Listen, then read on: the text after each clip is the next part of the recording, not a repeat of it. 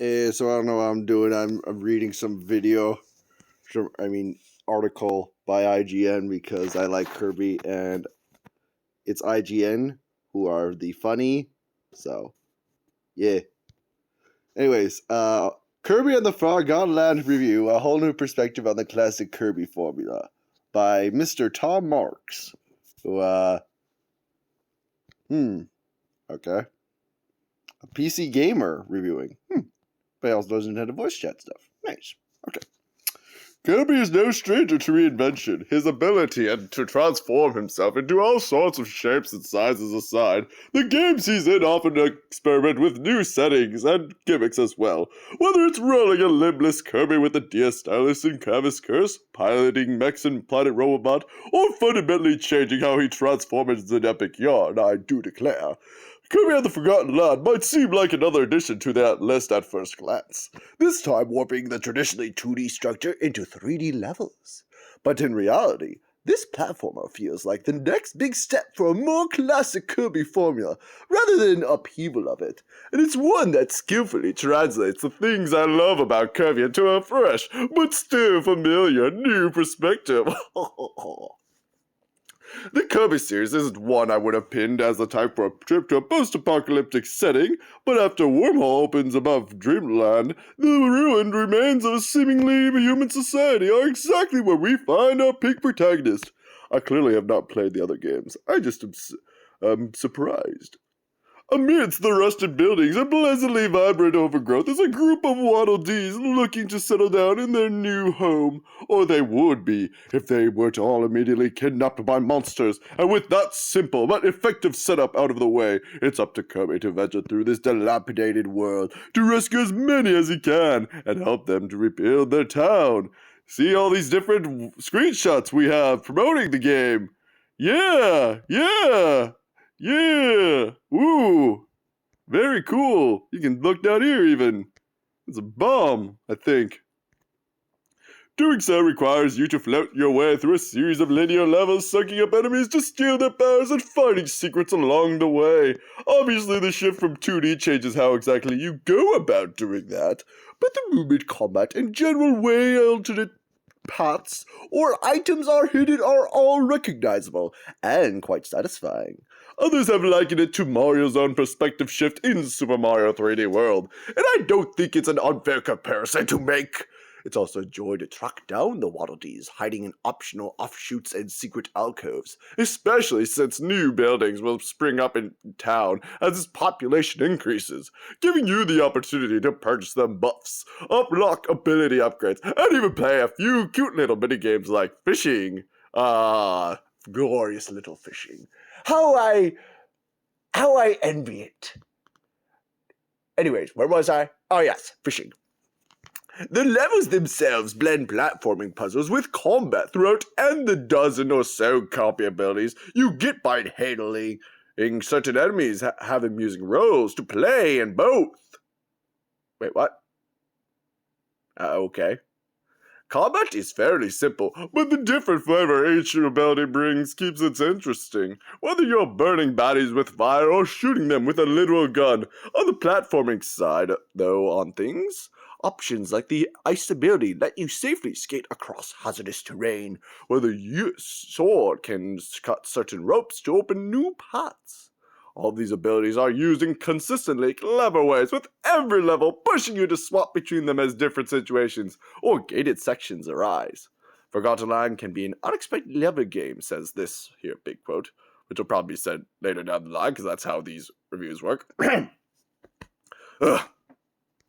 Forgotten Land isn't a very challenging game, even though it's optimistically named mode difficulty, but it's far from a mindless one. Not like Yoshi's last outing in Crafted World. Get that game out of there. Go. For example, which was fun, but had some levels where you could essentially just hold the stick to the right until you reach the goal. How pathetic, I dare say. Here, harder enemies push you to move around and make the most of each ability's limited moveset, especially during the handful of creatively constructed boss fights and secrets which can range from being hidden practically in plain sight to being surprisingly well tucked away. I only died once or twice in my roughly 10-hour playthrough. But after the first couple of stages, it was rare for me to 100% a level on my initial run through it, and I was frequently tempted back in to dig up everything I had missed. That said, it can sometimes be a little unclear when something is a secret path or just a gap in the terrain decorations with an annoying invisible wall, but that was only an occasional inconvenience. Those decorations and some of the mechanics around them are distinguished by the themed worlds every stage is sorted into, including settings like a water-focused beach area, a snowy landscape with buildings inspired more by British architecture, and an illuminated carnival ground.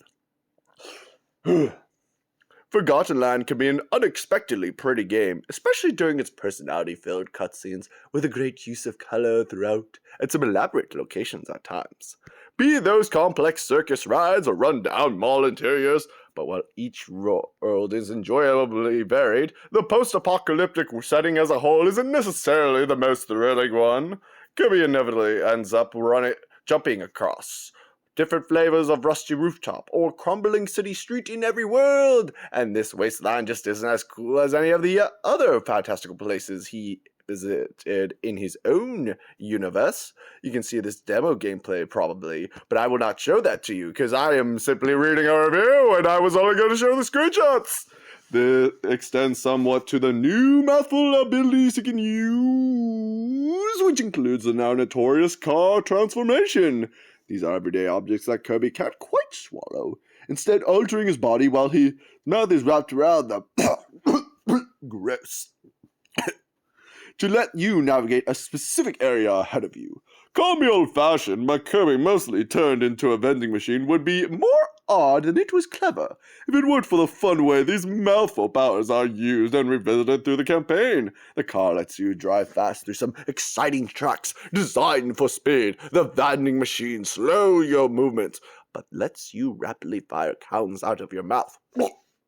And one hilarious circular object, I do declare, basically turns Kirby into a giant air blaster that can be used to spin fans, knock over enemies, and even power little boats through the water. Just look at them. I'm not sure how developer Hall Laboratory did it, but they managed to make traffic cones, scissor lifts, and even large, nondescript metal pipes into genuinely entertaining transformations. You're also given additional opportunities to test your expertise with all of Kirby's powers, mouthful or not. In the special treasure road challenges between levels, these bonus rooms give you a specific ability in a race against time, rewarding you with a special star, if you can make it to the end of an obstacle course fast enough, that is, and a handful of the coin-based currency if you can do so under a certain target time. The treasure roads ended up being some of my favorite parts of Forgotten Land, let me tell you, acting as quick bites of optional challenge that often made the smartest use of what each transformation could do. For example, the fact that the cutter ability's blade boomerangs back to you might just add a little extra damage during fights in a regular level. But in a treasure road, mastering that behavior could be the difference between hitting the target time or not. The coin reward for doing so is a fairly insubstantial draw on its own, but that didn't stop me from frequently trying to refine my movement and push my time below it anyway. Oh yeah, which Nintendo main character do you like the most out of all these? I'm gonna pass Kirby because this is a Kirby review, but I will do that after this recording. Those stars you get feed into another neat addition to blueprints, hidden in levels, or sometimes just happen to you after big fights, which will unlock upgraded versions of specific abilities that you can buy with stars and coins. I am talking very fast and sometimes cannot tell where I'm at. Like giving your cutter 2 blades instead of 1. That helps keep them fresh all the way through, even if it very rarely changes how you'll actually think about using them in a given situation. Thankfully, to my relatively thoroughly play style, I always had enough stars and coins to unlock all of them as soon as I found their blueprints until nearly the very end, which means the process of going back in town to pay for an upgrade after finding each blueprint was largely symbolic. But hey, the point is that my fire ability makes me look like a dragon now, let me tell ya. Forgotten Land also has co-op play, but the way that's been implemented, it's one of its few letdowns, let me tell you.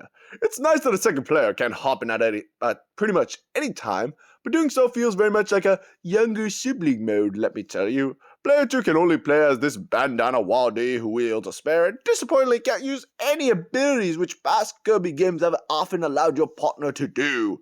To make matters worse, the camera remains focused squarely on Kirby with no regard for the second player, frequently causing them to fall off screen and teleport back to you like the world's shortest yo-yo. Whoopoo! It's still a fun time to run through levels or boss fights in co-op. It's just a far cry from the best co-op a Kirby game has seen. Also, I apparently did not play Return to Dreamland, because that's also something that was a thing. Thank you. Verdict: Kirby and the Forgotten Land successfully whoops the series' already fun mix of ability-based combat, platforming, and secret hunting into the third dimension. The post-apocalyptic setting may not be as thematically interesting as Planet Popstar, but is still lovely and vibrant, with cleverly designed levels that make consistently smart use of Kirby's abilities. Despite the change in perspective, Forgotten Land maintains most of what I love about classic Kirby games, and in the future means more 3D adventures for a hungry pink hero. I'd be more than happy to swallow them up, let me tell you. And in focus, it is a great game with an 8 out of 10. Kirby and the Forgotten Land successfully warps the series' classic mix of ability-based combat, platforming, and secret hunting into the third dimension. It's got a 7. These are the other reviews by Tom Marks, and I thank you for listening to my reenactment of this IGN article by Tom Marks.